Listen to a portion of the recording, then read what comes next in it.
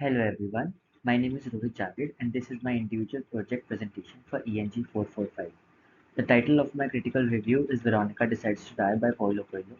In this presentation, I will explore the novel's key ideas, characters, and themes through a critical and philosophical lens. We'll look at how Veronika's experience challenges our understanding of freedom, conformity, sanity, and what it means to truly live. Veronika Decides to Die is set in Slovenia. It starts when Veronika, a 24-year-old woman, attempts suicide. She wakes up in a mental hospital called Villete, where doctors tell her that she has only a few days to live. Instead of giving up, this near-death situation becomes the beginning of a powerful journey. The novel explores big ideas. Why are we alive? What does freedom mean? And how do society's expectations shape us or limit us? This story blends realism with philosophy to offer both a compelling narrative and deep reflection. About the author, Paulo Coelho is a Brazilian author best known for his work The Alchemist, a global bestseller.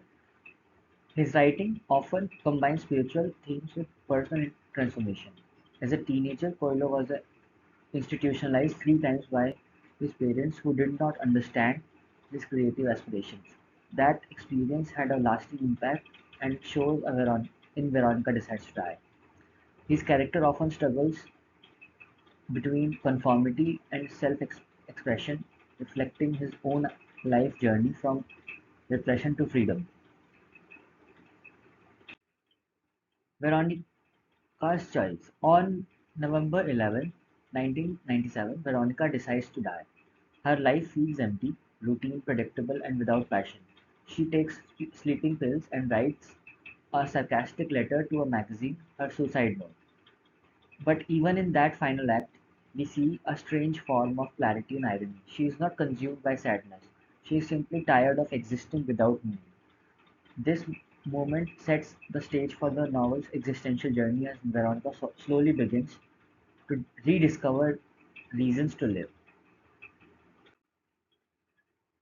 Veronica wakes up in Villete, a psychiatric institution. She learns that although she survived, her heart has become has been irreparably damaged, and she will die within days. There, she meets Zetka and Edward, two patients who play major roles in her transformation. She starts to question her earlier assumptions. What is madness? What is freedom? Villete becomes a strange mirror of outside world, blurring the line between sane and the insane.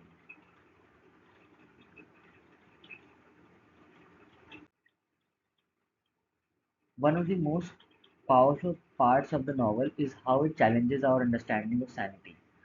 Zedka shares a fable about a kingdom where everyone drinks poisoned water and goes mad, except the king and the queen. To avoid being seen as insane, they too uh, drink the water. This reflects how society defines normal based on majority behavior. The fraternity, a group of patients in Villette, choose to stay in the asylum. They find more peace there than in the chaotic outside world. Veronica begins to understand that madness can be a form of authenticity, not something to be feared. Music becomes a turning point for Veronica. One day she plays the piano in Villette and it awakens something in the other patient, especially Edward, a silent schizophrenic. This emotional breakthrough shows how creativity and self-expression can restore connection and vitality. Mary, another patient, is inspired to leave Villette and travel the world. For Veronica, facing death helps her reconnect with life, with art, and with human emotions. Music becomes her way to b- go back to herself. In one of the most moving scenes, Veronica and Edward escape Villette for a night. They drink, eat, and roam the streets. Veronica asks Edward to paint her, and this is the first artistic moment since becoming ill. They are fully alive, even if briefly. Veronica is no longer just surviving, she is choosing to live. Their joy is spontaneous, absurd, and beautiful, showing that sometimes to live fully we must let go of our expectations. The next morning, Veronica awakes by the castle. She is shocked she is alive. Meanwhile, we learn a shocking truth. Her heart was never damaged. Dr. Egor gave her a drug, Fentanyl, to simulate the symptoms. He wanted to test whether the fear of death could make someone value life again. Veronica never finds out about this experiment, but that's the point. Her transformation was real, unforced, and deeply human. Veronica's old life was shaped by what others expected: politeness, a steady job, respectability. She conformed not because she believed in it, but because she was afraid of rejection.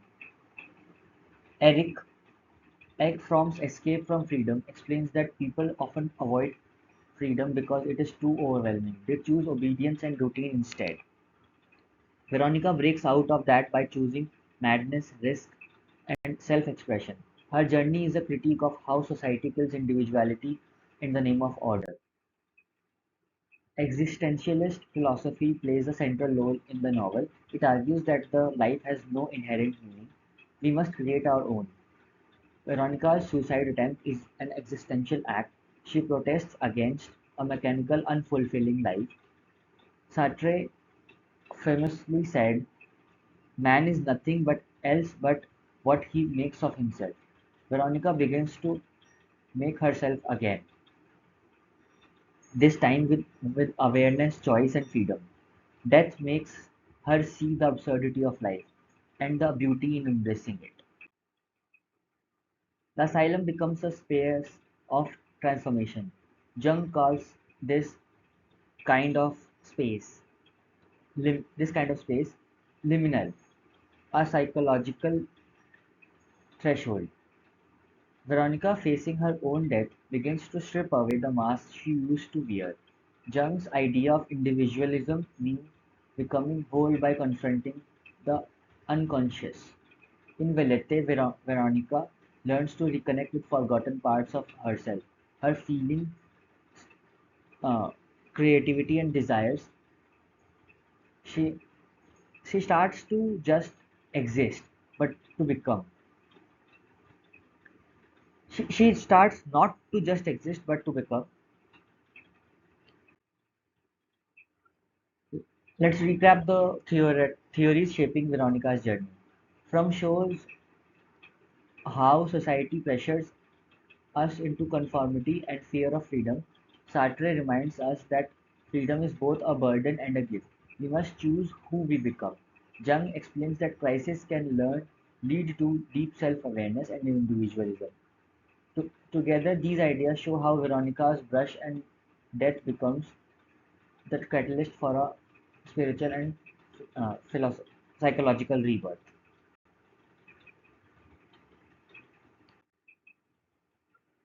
Veronica starts out emotionally numb. She isn't angry or broken, just detached and tired. Her suicide isn't about pain, it's about emptiness. But in Villete, this rediscovered feeling, she becomes angry, joyful, even defiant. She slaps a patient, she falls in love, she plays music, she begins to live, not just exist. Her journey is one of awakening, from passivity to agency, from routine to risk. Doctor Igor is both healer and manipulator. He believes that bitterness, what he calls vitriol, causes most mental illnesses. To test this theory, he fakes Veronica's diagnosis and observes her transformation. He plays God, raising ethical questions. Is it okay to deceive someone if the result is healing? Dr. Igor symbolizes medical authority and the fine line between help and control. He is one of the most morally complex characters in the novel. Zedka and Mary are crucial to Veronica's transformation. Zedka, undergoing insulin shock therapy, shares wisdom masked as madness. She believes people outside Villete are real lunatics trapped by conformity. Mary, a once powerful lawyer, finds a peace in simplicity and finally leaves to travel. Both women challenge Veronica's worldview. They show her that sanity isn't about following rules, it's about being whole. Villete is more than a mental hospital, it's a symbol. It mirrors the outside world but exaggerates it. It instead the mad can speak freely. Inside the mad can speak freely. Outside the sane plays role. As in a strange twist, freedom exists behind locked doors. Characters like Veronika reclaim identity not by living Villette but by living authentically inside. The asylum becomes a sanctuary of truth, not just confinement. Here are some quotes and from the reading. Let's reflect on five most powerful quotes. Nothing in this world happens by chance. It marks the start of Veronika's awakening. I want to continue being crazy. It shows that Veronika embraces madness as freedom. She had never done anything crazy. A turning point towards risk and joy. You won't be troubling us for very long. A, a comment that intensifies her existential urgency. She would not leave Villette alive. Ironic, but because her soul is reborn there. Each quote shows Veronika's inner transformation. Veronika changes not just mentally, but emotionally and spiritually. She moves from numbness to vitality. She laughs, cries, falls in love. She stops trying to control everything and begins to live in the moment. This transformation is driven by her awareness of death. Ironically, this is the nearness of death that teaches her how to live deeply and authentically. Here is a fictional journal entry from Veronika on day 4. Today I tasted the wind. It was cold and alive, and it reminded me that I had forgotten how to feel. I slapped a man, and I felt like I slapped all the false politeness that kept me asleep for the 24 years. I don't know if I want to live, but I want to feel, and it is the first time that feels enough. This entry captures Veronica's reawakening. Visuals like this, like an open window or pendulum and soft music, can enhance the emotion behind this. To conclude, Veronica Decides to Die is not about that, it's about life. It critiques the pressure to conform and celebrate the power of self-discovery. Veronica's journey reflects the themes of alienation, existential freedom, and psychological awakening. Drawing from Coelho, from Sartre, and Jung, we have seen how philosophy and storytelling can come together in deeply personal ways. Thank you for listening.